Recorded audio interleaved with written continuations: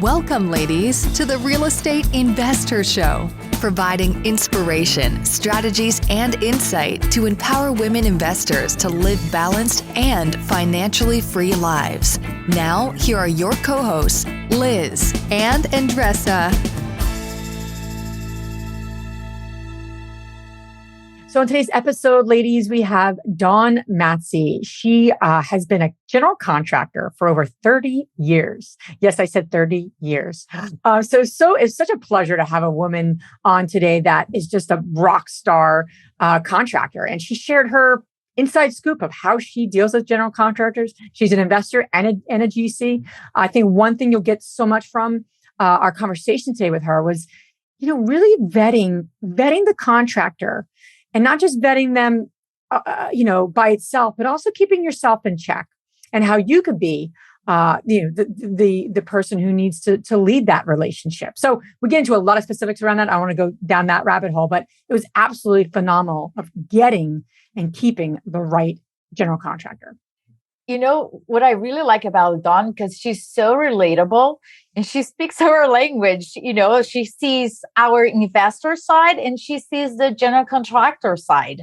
So she plays both sides in this interview here. And it's really good to see from their perspective, what type of relationship do you have with your contractor right now? And what can you take responsibility for as the leading piece, and how can you move through this and still build your business and help them build their businesses? And, it's just like a marriage per se. So I really love Dawn. You're going to finish up this episode wanting more. I'm just going to tell you right now, you want more and you're going to have questions about it. Okay. So enjoy this episode. Welcome back, ladies. This is Liz. And this is Andresa. Welcome back to the Real Estate Investor Show, where we are all about empowering women to live a financially free and balanced life. Right, Andresa? That is what gives us breath, right? It is every single day. I think I ask myself every single day, what did I do today to live a financially free and balanced life? One thing, two things. What a great question. What a great question. And, we have a woman here today. So excited about having you on, Dawn Matze from California. We're going to jump into she's a general contractor. So excited about having you on. Appreciate you being here. Appreciate you making time to share your wisdom with our community. So thank you for being here. Thank you. Yeah, we're going to jump into Dawn's story here in a moment. As we always do, I'd just like to welcome everyone back. Thanks for spending some time with us. We know how time is so precious. So thank you. And if this is your first time, thank you for pressing play, and we'll make your time well spent. We get right down to it. Andresa and I are no nonsense, but we do like to share just something that's coming up for us, and then some sort of quick tip. And then we jump right into the interview with an amazing woman. Right, Andresa? It is. We're nonsense. I like that. Yeah, no nonsense, right? Get to it. No right? nonsense. No nonsense. So here's what I have this week, Andresa. It's my turn. Andresa and I take turns. We're very, very polite like that. What's coming up for me is, a goal that I've had, and I probably have mentioned it like 95 times on this podcast, but it's good because then people will message me like, how you doing with that goal? I'm like, oh, right. I like that. Keep me accountable. But one of my goals has been to which one? Yeah, I know. I have a lot of different goals. I know. I'm just like, which of your 95 goals? I have a goal to buy a vacation rental. Mm-hmm. And so much of our conversation, so many women are pivoting in a lot of ways to that niche. It's just, there's a lot of things going on, especially since COVID. I feel like it's just really grown, especially vacation rentals, right? So we had Avery Carl on, and she's just came out with a book about short-term rentals published by Bigger Pockets. You got to check that out. But we were talking about just areas and just a lot of different things, right? All the questions. I love interviewing people about things I'm really curious about because I'm so selfish and I have 18 questions. So let me get to my 18 questions. But honestly, I think, okay, well, we want to hear too, of course. And so anyway, I got to asking different questions. Then we got to talk about financing. And there's a lot of questions around financing. And she shared a little bit about, I didn't even realize there was a 10% vacation home loan. Obviously you can't keep using that. You have to put in your personal name. There's some, drawbacks or pros and cons to that. And then there's even 15% conventional loans. I didn't realize it was that low that you can get. So why I'm saying that today is that don't let financing stop you. And two, make sure you're talking to the right lenders.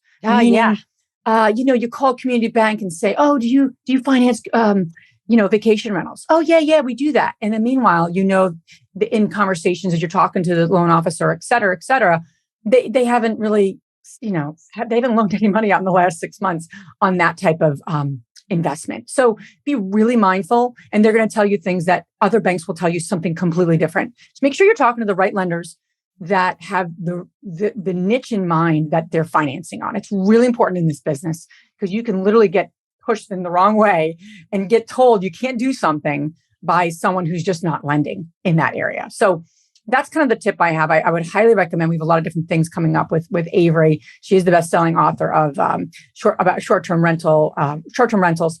It is a book on bigger pockets, and she just launched a mortgage shop, which is cool. Short-term shop, mortgage shop. But basically they're financing and lending on short-term rentals, and that's her core business. So talk to people who are doing this type of business. That's the key, whether it's them or someone else. So and their website's mortgageshop.co, which is a great resource for ladies looking to finance their short-term rentals. So that's so cool. What comes to my head is like, if you want to piss me off, you waste my time. And I think that a lot of the women that are doing short-term rentals are talking to the wrong people right now. And you're not just wasting your time, you are wasting their time as well. And you're gonna get all those documents and everything for them to say, wait a minute, I didn't realize you were talking about short-term rental here, or wait, what?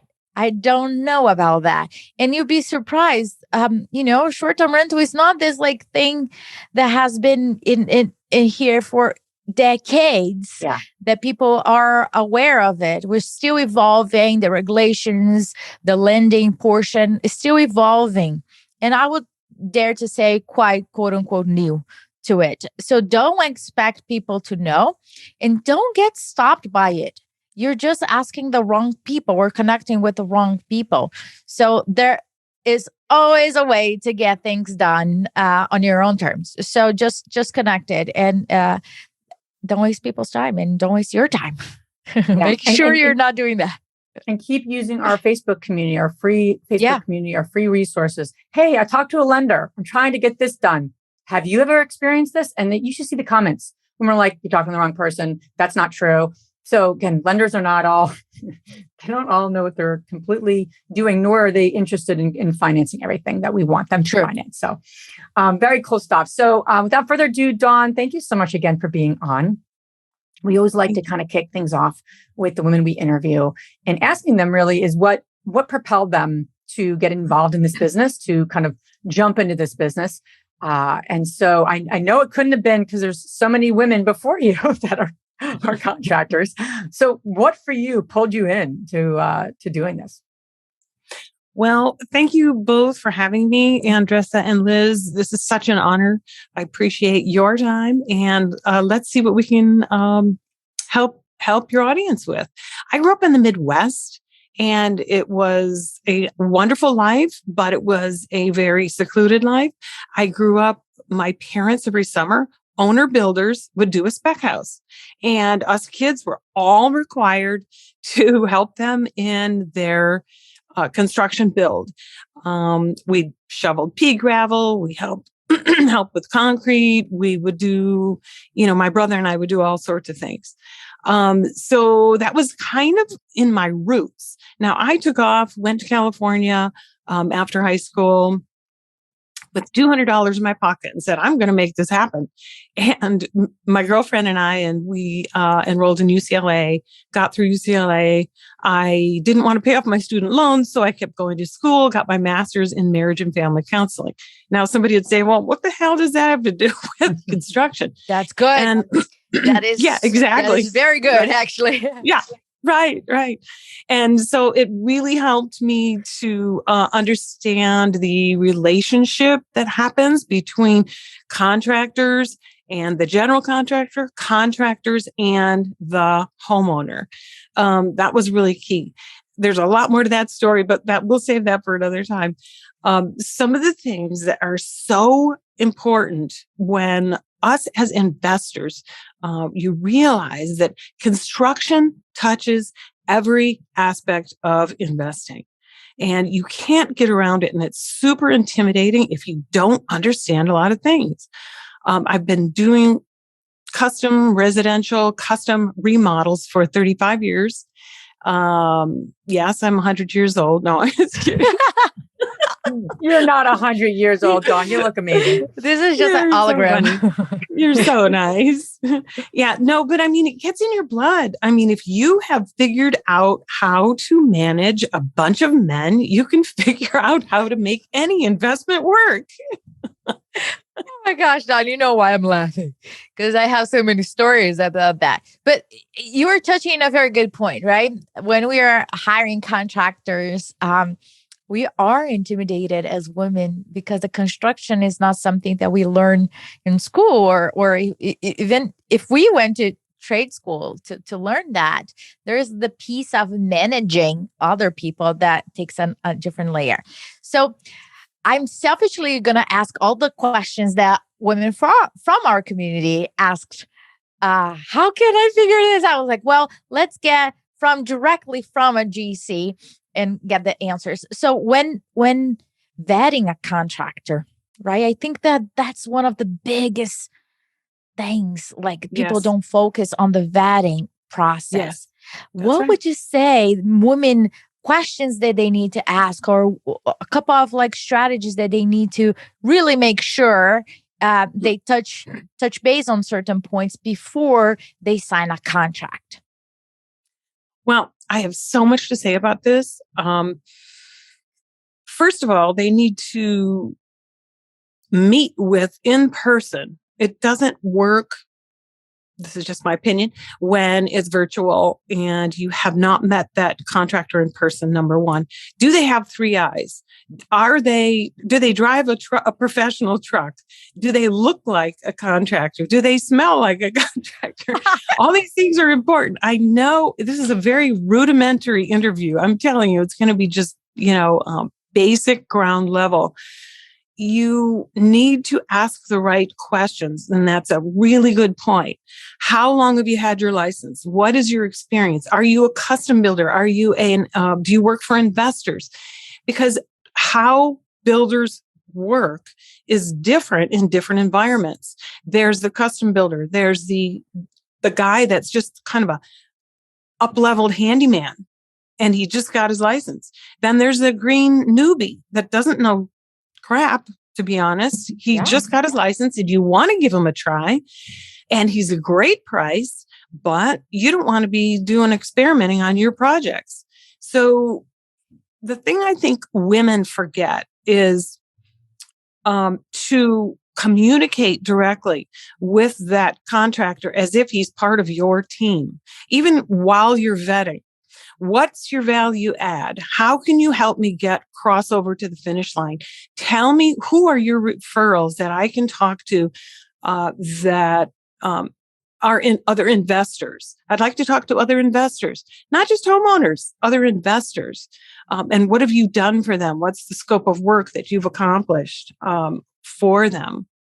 So it's really important to know what kind of general contractor they are. Do they look you in the eye? Or did they look at your boobs? You know what I'm saying? It's kind of weird. I love you, Dawn. That is true. Yeah, it is true. And you want someone who respects you. I think I have to, I can't talk about the contract without talking about us as women, as interviewers. I've been on both sides, right? Interviewing different subcontractors, but you got to know that our role is just as important as a vetter as it is the business person. What I mean by that is ask good questions. Don't go rambling on about your backstory about why you bought this building and why you're going to renovate it and what your outcome is. They want nuts and bolts. Guys are very simple. And I think you girls could relate to that. They want to know what's the bottom line.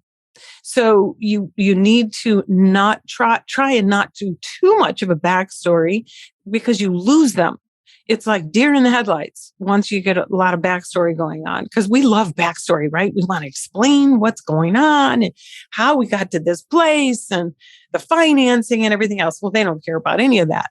They want to know what's the job that you might be hiring me for. Do they have a license? Do they have insurance? Those are all really important things. Interview three minimally, and don't go overboard. If you're one of these Uber investors and you interview 10 contractors, you just will be confused. So you want to keep it simple. Get your 3 contractors, vet them, ask them if they do preliminary liens, and tell them that you're going to ask them to sign a lien release for every draw. Now, let's get into for a moment the contract. There's many different kinds of contracts out there, and this will make your head spin. I'm sure if you're a newbie, it will make your head spin. If you have been doing this a while, it's a good refresher. There's time and materials, which you want to stay away from. That's always an opportunity for someone to get rich and take their European vacation with your job. It's good for somebody. Yeah. And the second one is cost plus. And there's all kinds of hybrids in between. So you have to read their contract carefully. Often, I've seen it in the threads in investor community, that they are so excited that somebody actually called them back and they hired them on the spot. And especially if you don't live in that area, you're under a tight time frame.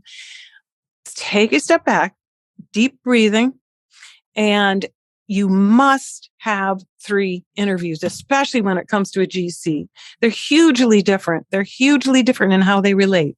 You want to get somebody who really communicates well with you. And in the end, if all of those check boxes, the license, the insurance, now I have to go off on a tangent for a minute with the license. There's so many pitfalls. A guy can hold a license, or a gal, mostly guy, but that might be their friend's license. You have to go into the contractor board in which the state in which they hold the license and look it up and make sure that if it's a company, then you ask them, what is the role that they have in that company? Are they a working general contractor, or are they in the office all the time, sitting behind the desk, directing other managers? You want to meet the guy that's going to be at the job site as well. So that's called the superintendent or whatever. But you have to ask your general contractor, if that's who you're hiring, is he the guy at the job site? Does he carry the tools? Does he put the belt on, or she? And so getting to the person, the physical person that's going to do the work, is what you want to do, both in your interview and when you are fully executed the contract and you're ready to go. So again, there's different hybrids of contract. Read it carefully. So somebody who's been in the business a long time will have a decent contract. Mine is like 5 pages. I'm a cost plus. And here's what that means. The costs of the job, the labor, the materials, are something that I pass on to you at a discount.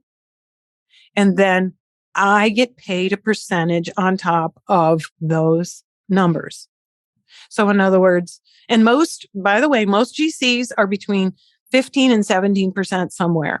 Now, I was on a podcast the other day where I was listening to a podcast, a couple of men interviewing another GC. He charges 20%, but that's a full custom. You have to understand that's a full custom. That's hand holding. That's, walking them through design. So one thing women need to remember is that don't remodel, flip, do a spec as if it's your house. Think of the outcome first. Work backwards. Think of the outcome in which you are trying to achieve. So in other words, if it's a rental house, you're not going to necessarily buy all new cabinets unless they're falling apart. You're going to paint the existing cabinets. And, you can do a lot with paint, as we all know. Paint is free. Color is free. Not the not the physicality of the paint can, but the color you use is free. You can design up an awesome rental that many people are attracted to and that'll pay top dollar. But you need to remember to pull back with the scope of work and make sure you create that budget. Yeah. So that's the other thing. You have to ask a GC, do you get involved in the budget piece? In other words, do you work together with them on the budget? Or is that something that you're supposed to communicate to them and constantly kind of micromanage them about?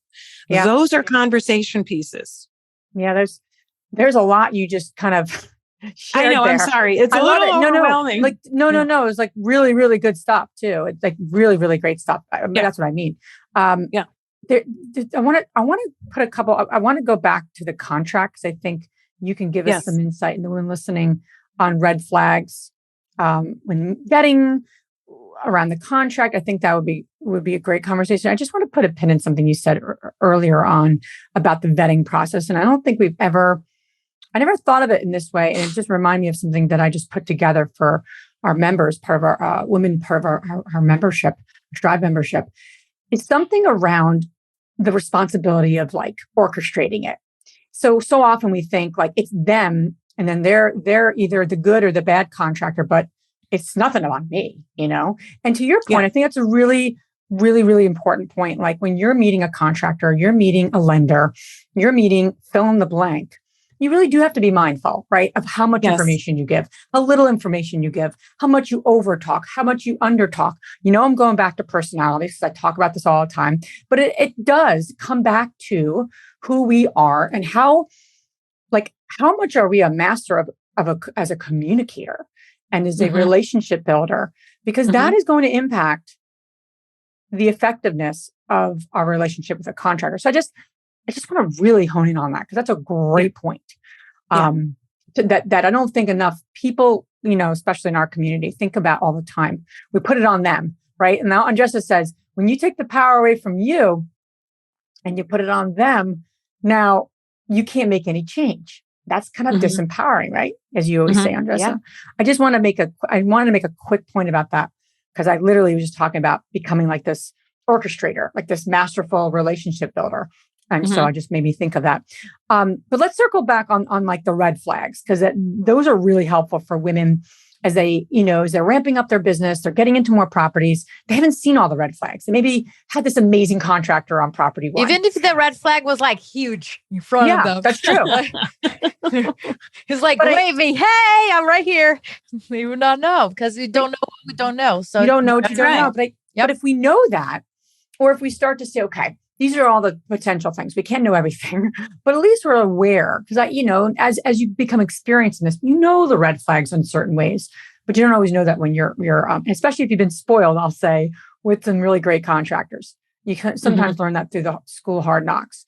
So what have you seen to be some red flags when it comes to the contract and the vetting process of just, more so probably the contract. Let's go there because I know you gave us some great tips and strategies around the vetting. So let's talk about the contract itself. Any other red flags that would pop up to a woman looking at this go, I don't know if this is the right person? You make a good point, Andresa. You don't know what you don't know. And I think construction is incredibly intimidating. But I think the women in the group need to realize and trust their instincts. Now, they've gotten into this investment. They love housing. They love supplying others with a place to live. So they must start with you. You have to say, you are responsible. And I'm including myself because I'm also an investor. I've done specs, I've done flips, I've done all kinds of customs, I've done shacks to mansions, cottages, and it's the same across the board. There's always potential for ripoff. You have to keep your eyes and ears open. And I think what happens is women naturally think, oh, he's a guy. He must know how to do this. He's got a drill. He must know how to use a chop saw, but that isn't always the case. You have to, number one, you have to realize that this relationship that you're trying to build is a give and a take. It's not just a take. The when someone comes to me with a problem-solving kind of mentality as an owner or as an investor, I like them. That's number one. Look for someone who problem solves. They're not afraid. They're not going to blame. They're not going to point the finger. Like, is it your fault or mine? And how do I upcharge you for what happened? They're a problem solver. And you don't really know that right away up front. And this is why I like to create as a builder when I'm interviewing a potential investor or somebody says to me, I have a rental house. Can you just take care of it? Here's my budget. I got $50K. Go ahead and make it move-in ready. You have to communicate clearly. I forgot where I was going with that, but you have to communicate clearly with your owner. And if you see it as a problem solving together, it's a much better relationship. So you don't want this antagonistic relationship. That would be a red flag. Oh, I know what I was going to say. You create a little bit of stress in your interview. Do something. And say, I have this house. How would you handle this? I have a mold issue. How would you handle this with me without getting this crazy cost surprise bill from the remediation person? How would you do that? How would you attack that? And then see what they do. This is all in the interview process. See what they do. I might say something like, well, first thing I would call you. And I would probably give you, do a lot of FaceTime with your contractor so you can get your eyeballs on it without wasting your time going to the job site. That works so well for me. And so you might look at this mold issue together and say, is this a deal breaker? Is this something that's going to break the back of my budget? Yeah. And I think it gets a little bit monotonous when owners over and over and over again say, how much is it going to cost? How much is it going to cost? How much is it going to cost? And it's a little bit difficult for a contractor to know on the spot. So if you can put your feet in their shoes, they may or may not have an idea of what something costs. Until they also do the research. So if you have a little tiny bit of mold or something in your bathroom, that's a different way of handling it than a whole section, a whole wall of something. So problem solving, that's where I was at originally, is being a problem solver, because there's problems in every house. I've never built a brand new house or an existing renovation without a problem. Not always. So you have to get that mindset all set up in advance. Absolutely. I have a quick question regarding the contract itself, because women that are starting, and then if you get a general contractor who is experienced and going to come over with their contract, right?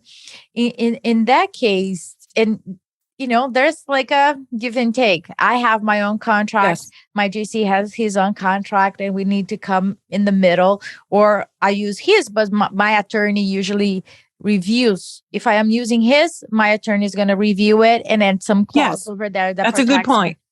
Would you recommend anything else differently regarding contract itself? A lot of guys that are really good don't even have contracts, first of all. Yeah, how do you handle that? So I've been in it long enough. You get the idea. I mean, I don't want to really say this out loud to your audience, but you get an idea. If you've been around it a lot, you kind of see a profile. It's the way they carry themselves. It's the language that they talk in. If you want to be a master at nailing the construction piece, you got to understand the language of construction. And I'm not talking 4-letter words, although those come too.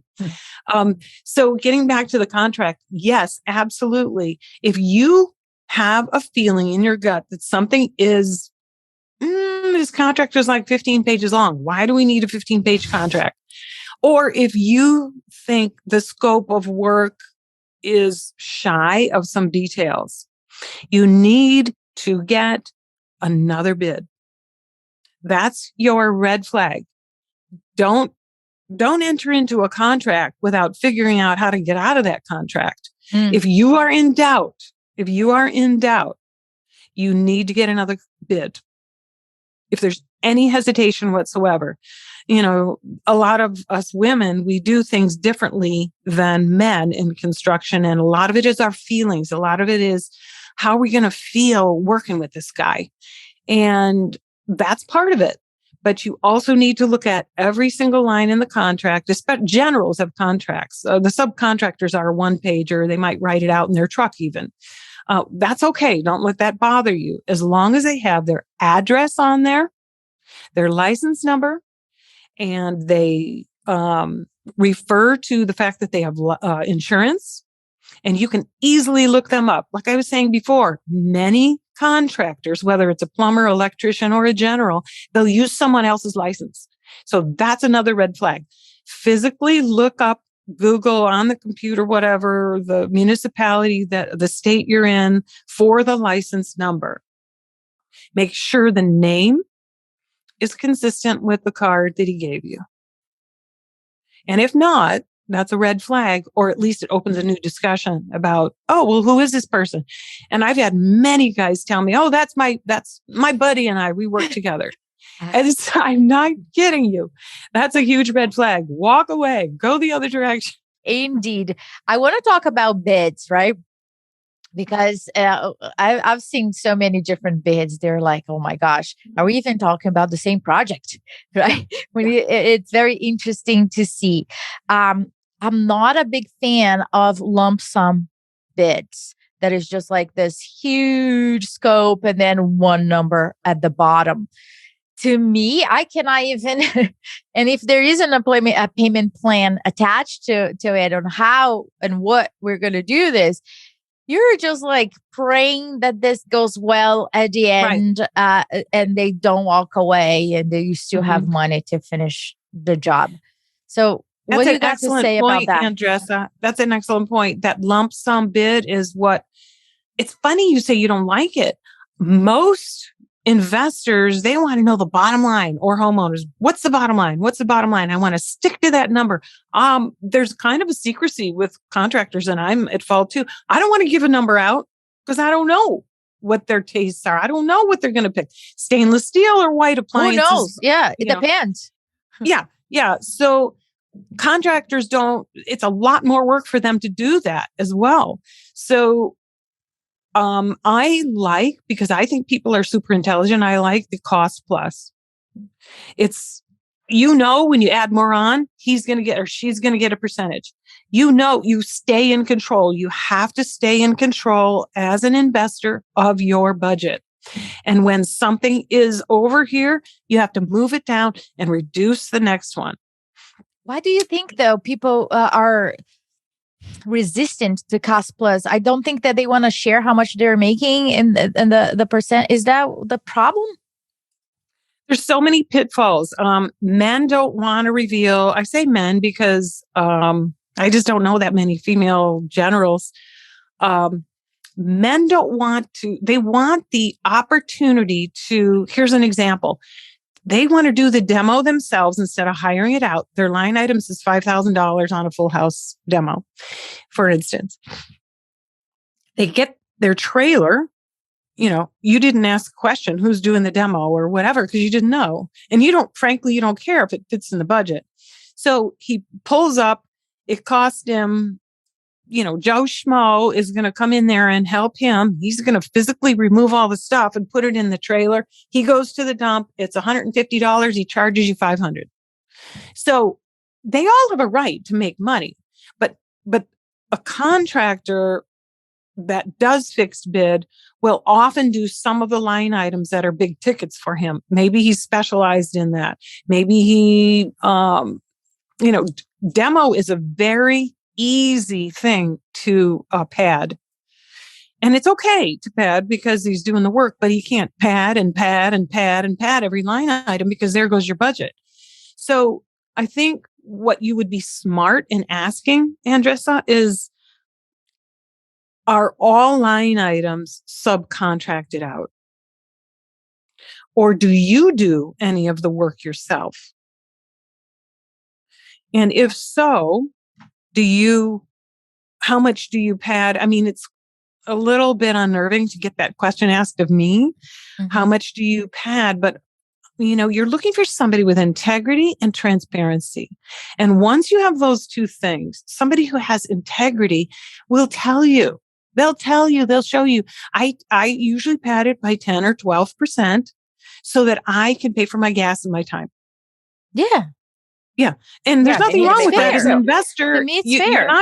You can't nickel and dime them, right? They got to make a living or they'll never work for you again. Yeah.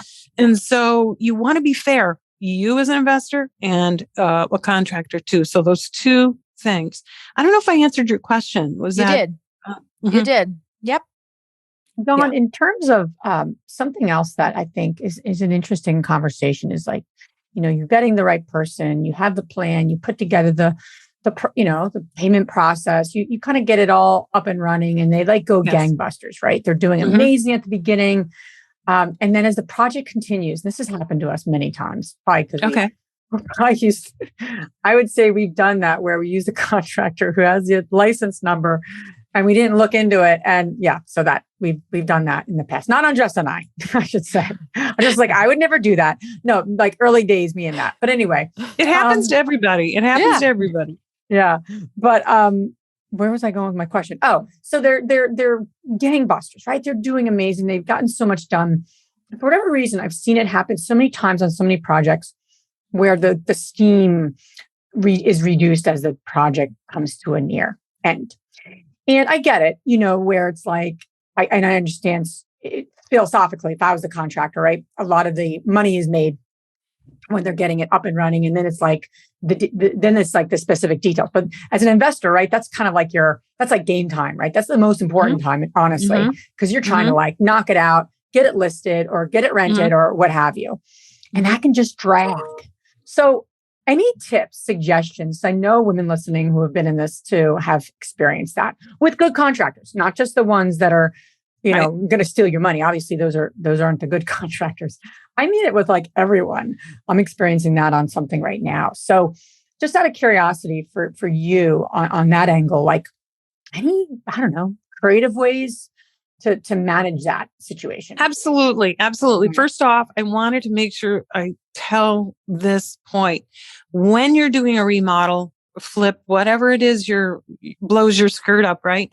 You only give them 10% up front, no more. State of California is 10%, no more. They can't legally do that. Check your state.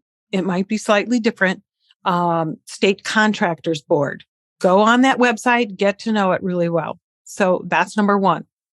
Number two, never, women, never pay anybody for labor in advance. Never. Yes. I can't tell you enough.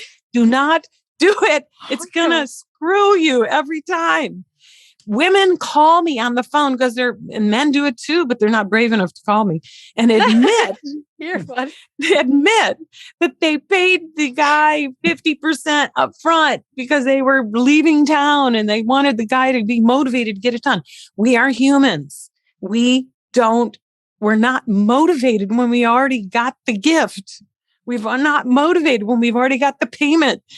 All of us humans are the same. You lose that motivation. So don't ever, ever, ever do it for labor. Once in a while, you're going to need to buy materials in advance. Okay.